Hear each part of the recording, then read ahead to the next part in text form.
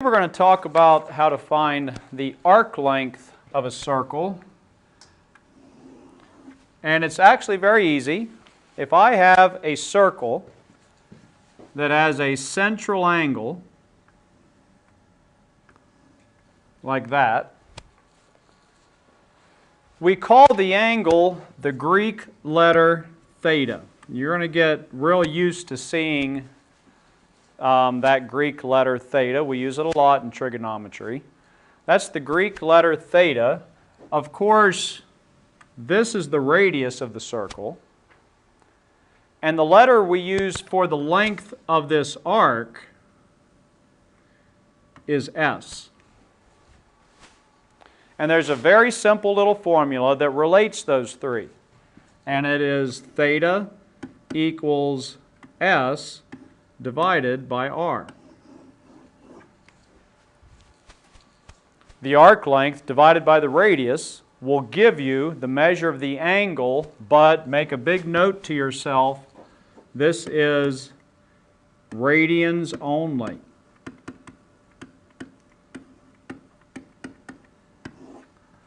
So if I know the arc length and I know the radius, I can find the measure of that angle, but it's going to be in radians. All right, so let's start with a very simple example. Let's say that you had a circle and they told you, they gave you a central angle like this. They told you the radius was 8 and they told you the arc length of the arc that's intercepted by that central angle is 22. And then they said, okay, find theta. Find the angle. Well, we start with our formula.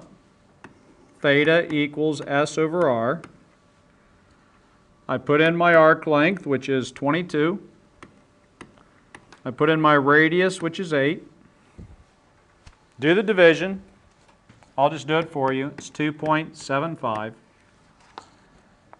But that has a unit. That's 2.75 radians. Okay? The measure of that angle is 2.75 radians.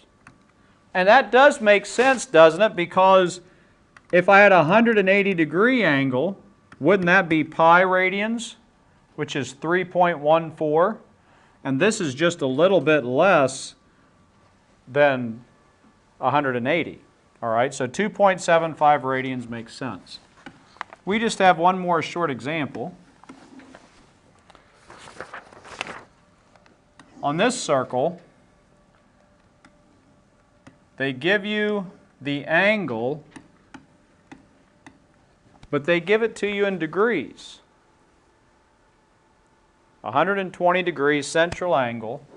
They give you the radius is 5, and they say, find the arc length, S.